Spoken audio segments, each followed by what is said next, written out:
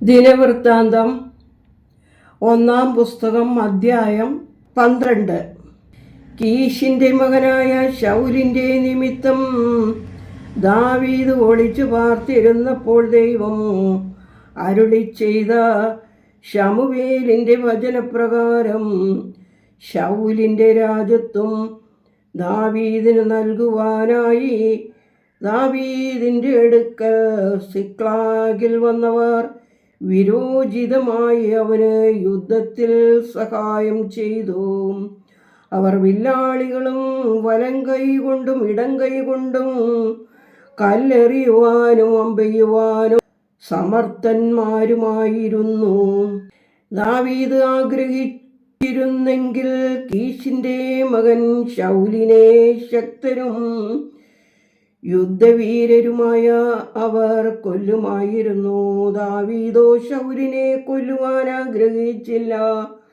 അവർ ബെന്യാമീന്യരായ ശൗലിന്റെ സഹോദരന്മാരുടെ കൂട്ടത്തിൽ തലവനായ അഹീയേസർ, യോവാശ്, ഗിബെയാത്യനായ ശമായയുടെ പുത്രന്മാർ, അസ്മാവെത്തിന്റെ പുത്രന്മാർ യസീയേൽ, പേലേത്ത്, ബെരാഗ, അനാദ്യോദ്യൻ, യേഹൂ, 30 പേരിൽ ശക്തനും 30 പേർക്ക് നായകനുമായി ഗിബെയോന്യനായ ഈശ്മായ, യിരെമ്യ, യഹസീയേൽ, യോഹന്നാൻ, ഗെദയാത്യനായ യോസാബാത്ത്, എലൂസായി, യെരിമോത്ത്, ബയല്യ, ശമര്യ, ഹരൂഹ്യനായ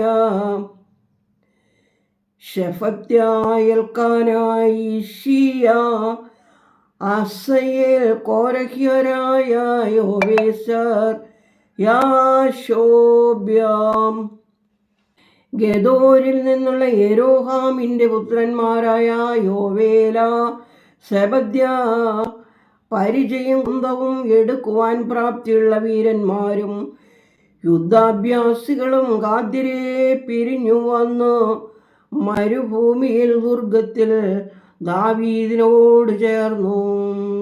അവർ സിംഹമുഖന്മാരും യുദ്ധസമയത്ത് മലകളെ ഇളക്കുന്നവരുമായിരുന്നു. അവർ തലവൻ ഏസർ, രണ്ടാമൻ ഒബദ്യ, മൂന്നാമൻ എലിയാബ്, നാലാമൻ മിഷ്മൻ, അഞ്ചാമൻ യിരെമ്യാം, ആറാമൻ അത്തായി, ഏഴാമൻ എലിയേൽ, എട്ടാമൻ യോഹന്നാൻ, 9-ാമൻ എൽസാബാദ്, 10-ാമൻ യിരെമ്യാം, 11-ാമൻ മക്ബെന്നായി. ഇവർ ഗാദ്യരിൽ സേനാനായകന്മാരായിരുന്നു. അവരിൽ ഒരുവൻ 100 പേർക്കും മറ്റുള്ളവർ 1000 പേർക്കും അധികാരികൾ. അവർ നിസ്സാൻ മാസത്തിൽ യോർദാൻ കവിഞ്ഞൊഴുകുമ്പോൾ അതിനെ കടന്ന് താഴ്വര നിവാസികളെ എല്ലാം കിഴക്കോട്ടും പടിഞ്ഞാറോട്ടും ഓടിച്ചു.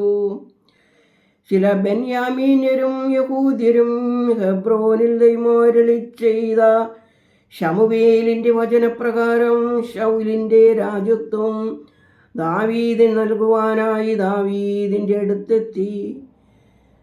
ദാവീദ് അവരെ എതിരേറ്റു ചെന്ന് അവരോട്, നിങ്ങൾ എന്നെ സഹായിക്കുവാൻ സമാധാനത്തോടെ വന്നിരിക്കുന്നു എങ്കിൽ ഹൃദയാഭിലാഷം സാധിപ്പിക്കട്ടെ.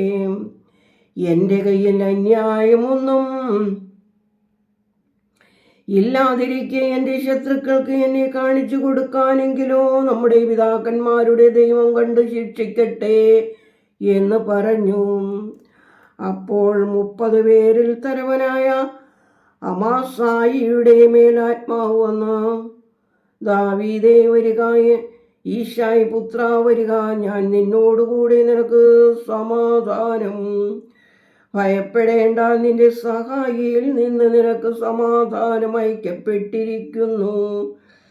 നിന്റെ ദൈവമല്ലോ എപ്പോഴും നിന്നെ സഹായിക്കുന്നത് എന്ന് അവൻ പറഞ്ഞു. ദാവീദ് അവരെ സ്വീകരിച്ച് സൈന്യതലവന്മാരാക്കി. ദാവീദ് ഫെലിസ്ത്യരോടുകൂടി ശൗലിന്റെ നേരെ യുദ്ധത്തിന് ചെന്നപ്പോൾ മനശ്ശേയരിൽ ചിലരും അവനോട് ചേർന്നു. എന്തെന്നാൽ ശൗലിനെ സഹായിക്കുവാൻ അവർക്ക് മനസ്സിലായിരുന്നു. ഫെലിസ്ത്യ പ്രഭുക്കന്മാരുമായി അവർ ആലോചിച്ചിട്ട്, ഞങ്ങൾ ആദ്യം ശൗലിനോട് യുദ്ധം ചെയ്യാം. അവൻ സിക്ലാഗിൽ വരുമ്പോൾ അവനെ ജീവനോടെ പിടികൂടാം എന്ന് പറഞ്ഞു. മനശ്ശെയിൽ നിന്ന് അദ്നാഹ, യോസാബാദ്, യെദിയായേൽ, മിഖായേൽ, യോസാബാദ്, എലീഹു, സില്ലേദായി എന്നീ മനശ്ശേയ സഹസ്രാധിപന്മാർ അവനോട് ചേർന്നു. അവർ സർവസേനയ്ക്കും അധിപന്മാരായിരുന്നതിനാൽ ഇഷ്ടാനുസരണം പ്രവർത്തിച്ചിരുന്നു. ദിവസം പ്രതി അവർ അവൻ്റെ അടുക്കൽ ഭക്ഷണത്തിന് വന്നു. അവൻ അവരെ ഏറ്റവും സ്നേഹിച്ചു വന്നു. പരിചയും കുന്തവും എടുത്തു യുദ്ധം സന്നദ്ധരായ യഹൂദ്യർ 6800 പേർ. ഷിമയോന്യരിൽ ശൗര്യമുള്ള യുദ്ധവീരന്മാർ 8100 പേർ. ലേവ്യരിൽ 4600 പേർ. അഹരോന്യരിൽ നേതാവ് യഹോയാദ, അവനോടുകൂടെ 3700 പേർ. വീരനും യുവാവുമായ സാദോക്ക്, അവൻ്റെ പിതൃഭവനത്തിലെ 22 പ്രഭുക്കന്മാർ. ശൗലിന്റെ സഹോദരന്മാരായ ബെന്യാമീന്യരിൽ 3000 പേർ. അവരിൽ ഭൂരിപക്ഷം ശൗൽ കൊല്ലപ്പെട്ടതുവരെ ശൗലിന്റെ ഗൃഹകാര്യം നോക്കി വന്നിരുന്നു.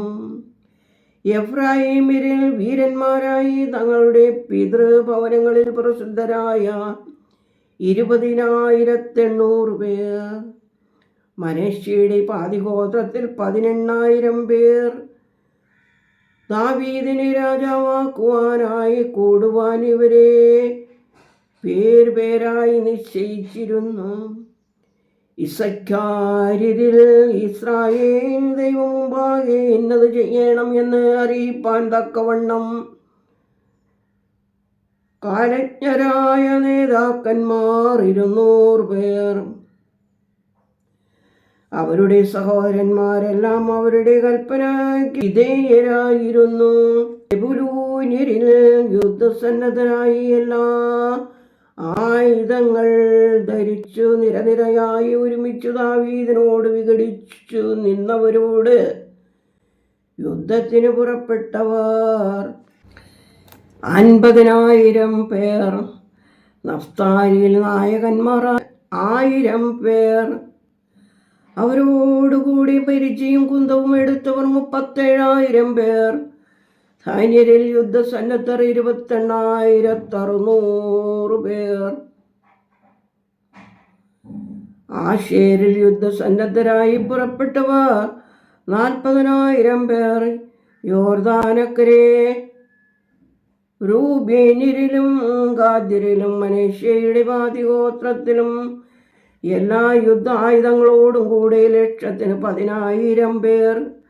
അണിനിരക്കുവാൻ കഴിവുള്ള യോദ്ധാക്കളായ ഇവരെല്ലാവരും ദാവീദിനെ എല്ലാ ഇസ്രായേലിനും രാജാവാക്കുവാൻ ഏകമനസ്സോടെ ഹെബ്രോനിലേക്ക് വന്നു. ശേഷമുള്ള ഇസ്രായേലരും ദാവീദിനെ രാജാവാക്കുവാൻ യോജിച്ചു നിന്നു. അവരവിടെ ഭക്ഷിച്ചും പാനം ചെയ്തും ദാവീദിനോടുകൂടെ 3 ദിവസം പാർത്തു. അവരുടെ സഹോദരന്മാർ അവർക്ക് വേണ്ടി ഭക്ഷണം ഒരുക്കിയിരുന്നു.